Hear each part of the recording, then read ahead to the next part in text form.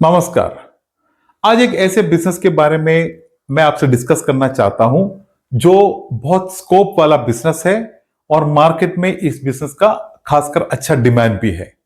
जैसे कि इस बिजनेस में आपको रेगुलर कस्टमर मिल जाएंगे, क्योंकि जब एक बार आपका सर्विस और प्रोडक्ट कस्टमर को पसंद आ जाए फिर वो कस्टमर आपका रेगुलर कस्टमर बन जाएंगे। तो आज का बिजनेस आइडिया है एक फर्नीचर का बिजनेस का। दोस्तों, अगर चैनल आपने सब्सक्राइब नहीं किए हैं तो रिक्वेस्ट है कि चैनल को प्लीज सब्सक्राइब कर दे ताकि इस तरह के हर वीडियोस आप तक पहुंचे। तो आज के टाइम पे लोग बहुत अपने घर के इंटीरियर पे ज्यादा फोकस करते हैं, क्योंकि पहले के टाइम पे इतना इंटीरियर पे कोई फोकस नहीं करते थे, लेकिन आज ऐसा टाइम चेंज हो गया है। आज ट्रेंड के हिसाब से आज का मॉडर्न जो अपने घर बनाते हैं मॉडर्न स्टाइल में, तो खासकर मॉडर्न घर में इंटीरियर का बहुत बड़ा एक जगह होता है। तो इसकी वजह से लोग अपने घर के इंटीरियर को ज्यादा स्टाइलिश बनाने के लिए फर्नीचर को बहुत फोकस करते हैं, ज्यादा अच्छा फर्नीचर लेने की कोशिश करते हैं, और साथ ही साथ अगर एक टाइम के बाद फर्नीचर थोड़ा भी अगर खराब हो जाता है, पुराना हो जाता है, तो इमीडिएटली वो फर्नीचर को चेंज भी कर देते हैं। तो आप अगर एक फर्नीचर का बिजनेस करना चाहते हैं तो आपके पास तीन ऑप्शन होते हैं। एक है कि आप मैन्युफैक्चरिंग का बिजनेस करें, ताकि आप एक फैक्ट्री अपना एक सेटअप लगा के उसमें फर्नीचर को मैन्युफैक्चरिंग करके आप आगे बेचें, या फिर आप एक फर्नीचर के होलसेल बिजनेस भी करें। लेकिन आज हम यहां डिस्कस जो कर रहे हैं वो एक रिटेल का एक शॉप लेके एक रिटेल बिजनेस कैसे स्टार्ट करेंगे उसके बारे में डिस्कस करते हैं, और होलसेल और मैन्युफैक्चरिंग के बारे में हम एक अलग सा वीडियो आगे बनाएंगे। तो आज हम डिस्कस करते हैं एक छोटा फर्नीचर का शॉप आप खोल के कैसे होलसेलर से या मैन्युफैक्चरिंग से आप मटेरियल परचेस करके आप मार्केट में कैसे उस बिजनेस को चला सकते हैं। तो एक बिजनेस फील्ड का एक्सपीरियंस के बेस पे मेरा आपसे यही सजेशन होगा कि आप अगर एक फर्नीचर का बिजनेस शुरू करना चाहते हैं तो आप हमेशा एक छोटा रिटेल शॉप से ही शुरू करें। उससे आप आपके एक नाम बनाए, आपके कंपनी को, आपके दुकान को एक अच्छा एक गुडविल बनाए। उसके बाद जब अपना कस्टमर बेस बन जाता है तो उसके बाद आप एक होलसेल का या फिर मैन्युफैक्चरिंग का बिजनेस में इस बिजनेस को कन्वर्ट कर सकते हैं। तो इस बिजनेस को शुरू करने के लिए सबसे पहले अगर आपको थोड़ी बहुत फर्नीचर के फील्ड के बारे में एक्सपीरियंस हो, आप कहीं फर्नीचर फील्ड में काम किए हुए एक व्यक्ति हो, या फिर आप थोड़ा टाइम के लिए कहीं काम कर सकते हो, तो एक अच्छी बात होती है।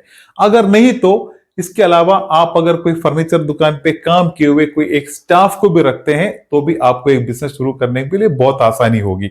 इसके अलावा ये कोई बड़ी बात नहीं है, आप आराम से थोड़ा मार्केट को स्टडी करके थोड़े फर्नीचर के बारे में सीख के समझ के ये बिजनेस को बहुत आराम से शुरू कर सकते हैं। जब आप एक शॉप लेके ये बिजनेस को शुरू करने की प्लान करते हो तो आपको मिनिमम मेरे हिसाब से 700-800 स्क्वायर फीट का एक एरिया मिनिमम होना चाहिए। आप 100-200 स्क्वायर फीट के एरिया में इस बिजनेस को शुरू नहीं कर सकते, क्योंकि इसमें इस तरह का आइटम होता है, काफी स्पेस ले लेते हैं, आपको डिस्प्ले रखना पड़ेगा, कस्टमर को दिखना पड़ेगा, तो आपको काफी जगह की जरूरत पड़ेगी।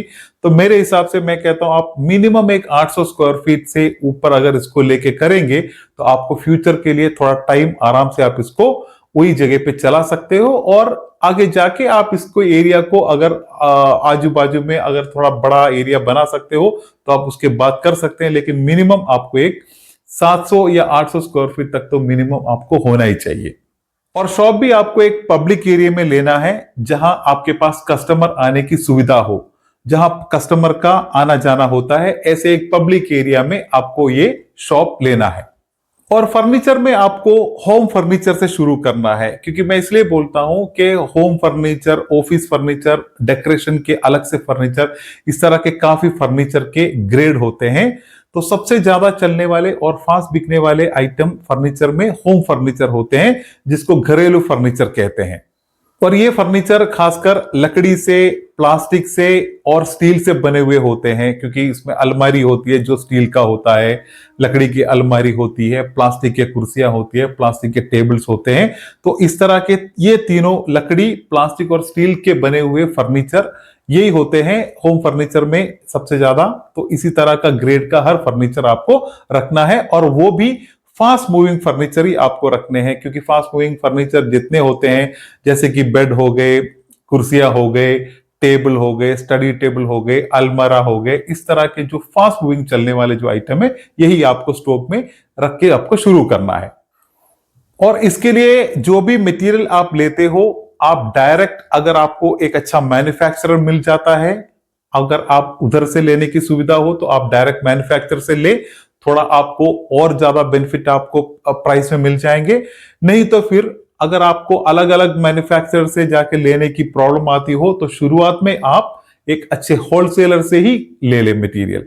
तो इसमें आपको बहुत जगह पे जाने की जरूरत नहीं पड़ेगी, एक ही जगह से आप पूरा लेके आ सकते हो। और जब आपका बिजनेस ग्रो होना शुरू हो जाएगा, फिर आप डायरेक्ट दो चार मैन्युफैक्चरर से पूरा अलग अलग मटेरियल आप लेके अपने बिजनेस में एक बिजनेस को और अच्छी तरह आगे चला सकते हो। जब भी आप आइटम परचेस करते हो तो आपको दो चीजें बहुत ध्यान देना है। मैं आपसे रिक्वेस्ट करता हूं, दो चीज पे आप बहुत ध्यान दें। एक होती है क्वालिटी, क्योंकि फर्नीचर जो भी कस्टमर आपसे लेते हैं वो एक टाइम तक यूज करने के प्लान से लेते हैं।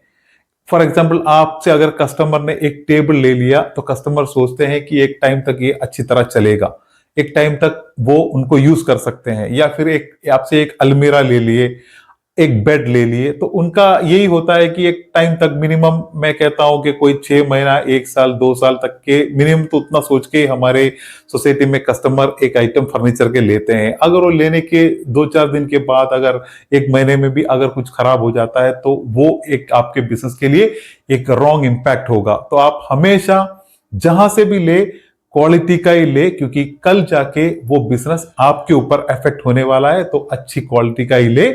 और उसके साथ एक चीज आपको ध्यान देना है, आप सेलेक्टेड डिजाइन में लेके आए।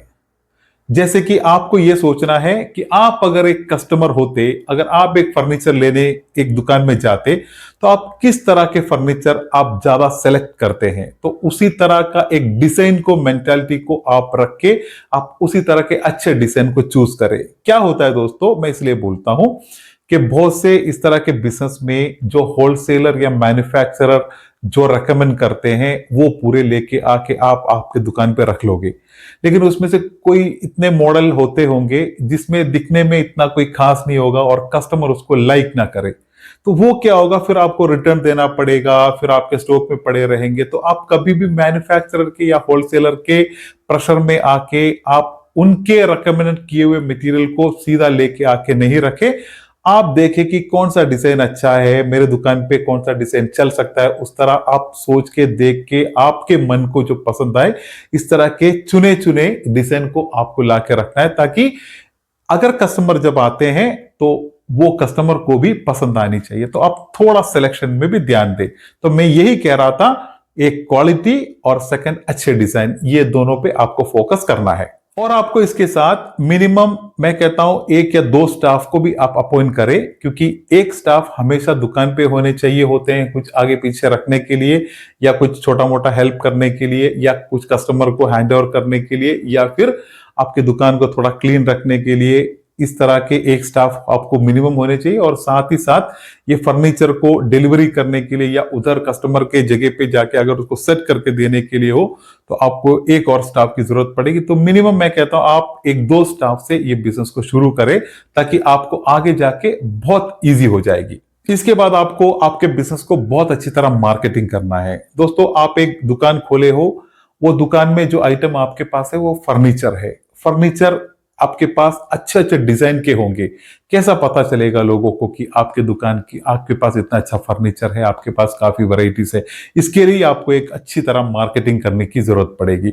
आप क्या करें, मार्केटिंग के लिए आप एक फेसबुक पेज या एक इंस्टाग्राम पेज ओपन कर सकते हैं। उसमें आप आपके आइटम को, आपके मॉडल को, आपके मॉडल्स के फोटो डाल दे, एक आपके आइटम्स के। उसके साथ आप आपके शॉप को, आपके बिजनेस को गूगल में रजिस्टर करें, ताकि आपका अगर कोई भी कस्टमर एक फर्नीचर शॉप नियर मी या फर्नीचर शॉप का सर्च करे, तो आपके अगर नजदीक वाले कस्टमर हो तो आप तक आराम से कस्टमर पहुंच जाएंगे। तो इसके लिए आपको गूगल मैप में आपके बिजनेस को रजिस्टर करना पड़ेगा। तो इस तरह आप बेसिक मार्केटिंग कर देंगे तो आपका बिजनेस शुरू से ही अच्छी तरह आगे बढ़ेगी। इसके साथ जब भी आपको कस्टमर के ऑर्डर मिलते हैं, कस्टमर के पास वो पहुंचाने के लिए आपको एक गाड़ी की जरूरत पड़ेगी। तो मैं कहता हूं एक छोटी पिकअप जैसी एक छोटी गाड़ी आप ले लें। चाहे वो सेकंड हैंड लेना हो तो आप ऐसे ले सकते हैं। अगर आप शुरू में पैसे खर्चा करना नहीं चाहते हो तो आप क्या करें, रेंट के एक गाड़ी, जो भी रेंट पे गाड़ी देते हैं उनके साथ एक टाई अप कर दे। जब भी आपको एक ऑर्डर आए तो आप उनको बुला के उस पे आप कस्टमर के पास मटेरियल पहुंचा सकते हैं, और जो भी उसका छोटा मोटा रेंट आता है वो आप उनको पे कर सकते हैं। तो मैं शुरू में कहता हूं आपको शुरू में गाड़ी आप नहीं ले तो अच्छा है, आप पहले रेंट के गाड़ी से ही आपका काम चलाए, और फिर जाके आपको अगर एक गाड़ी लेनी हो तो आप एक सेकंड हैंड या यूज्ड गाड़ी ले सकते हैं। साथ ही साथ हमेशा आपको ध्यान देना है कि आपके दुकान पे जितने भी फर्नीचर हो, ये सब कस्टमर आते हैं, उसको टच करते हैं, उसको फील करते हैं, वो डिजाइन पसंद करके आपसे वो खरीदते हैं। तो हमेशा आप ख्याल करें कि आपका हर एक फर्नीचर हमेशा क्लीन हो, कोई धूल मट्टी नहीं चढ़ी हो। तो हर दिन आपको जो भी डिस्प्ले में फर्नीचर आपके हैं उसको एकदम क्लीन करके तरीके से रखना है। इसके साथ ही साथ आपके जो सर्विस है, सर्विस पे आप अच्छा ध्यान दें, बेस्ट सर्विस आप कस्टमर को दे, और जिसके भी आइटम को वारंटी देनी पड़ती है उस पे आप कस्टमर को वारंटी भी ऑफर करें। और इसमें आपको एक प्रॉपर बिलिंग सिस्टम भी बनाना पड़ेगा, क्योंकि आपके पास जो भी आइटम है ये थोड़ा एक्सपेंसिव आइटम होते हैं, 50-100 रुपए वाले आइटम नहीं होते हैं, थोड़ा महंगे आइटम होते हैं। तो इसके ऊपर जीएसटी का भी सिस्टम होता है। तो आप एक प्रॉपर बिलिंग सिस्टम बना दे, क्योंकि जीएसटी भी लगनी है, उसके साथ थोड़ा महंगा आइटम भी है, और उसके साथ आप कस्टमर को वारंटी भी देते हैं। तो आपको ये सब सिस्टम एकदम क्लियर तरीके से करने के लिए आपको प्रॉपर बिलिंग सिस्टम लगाना पड़ेगा। तो ये बिजनेस को जब आप शुरू करते हैं तो कम से कम एक 3 से 6 महीने के अंदर आपका बिजनेस अच्छी तरह सेट हो जाता है, क्योंकि आपके पास कस्टमर आने लगते हैं, आप कस्टमर को मटेरियल बेचना शुरू करते हैं, वो कस्टमर आपके पास रिपीट आना शुरू होता है, और ज्यादा कस्टमर आपसे ऐड होने शुरू होते हैं। जो कस्टमर आपसे लेते हैं उनके रेफरेंस में और कस्टमर भी आपके पास जुड़ जाता है। तो इस तरह करके आपका एक फर्नीचर का बिजनेस, जो मेरे एक्सपीरियंस से मैं पूरी गारंटी से बोलता हूं, आपको 3 महीने से लेकर 6 महीने के अंदर आपका फर्नीचर का बिजनेस सेट हो सकता है। और ये बिजनेस ऐसा है कि एक बार अगर आपने इसको तरीके से करना शुरू कर दिए और आपका अगर रेगुलर कस्टमर बन गया तो आपको कंसिस्टेंट बिजनेस वो कस्टमर से मिलता रहेगा। क्योंकि आज अगर कस्टमर एक अलमारा लेके जाते हैं, अगर उनके घर पे कल एक टेबल की जरूरत पड़ी तो कस्टमर आपके यहाँ ही आएंगे, क्योंकि ये एक अलग सा रिलेशन बिल्डअप करने वाला बिजनेस है। क्योंकि इसमें क्या होता है, क्वालिटी, आपका सर्विस, ये सब आगे बहुत मायने रखते हैं। तो आप एक रेगुलर कस्टमर को आपके बिजनेस में बिल्डअप कर सकते हो। तो दोस्तों यही था आज के वीडियो में। जो भी आपके विचार हो प्लीज आप कमेंट्स में शेयर कीजिए।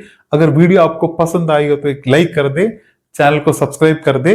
मिलते हैं एक बढ़िया वीडियो के साथ, तब तक के लिए धन्यवाद। जय हिंद।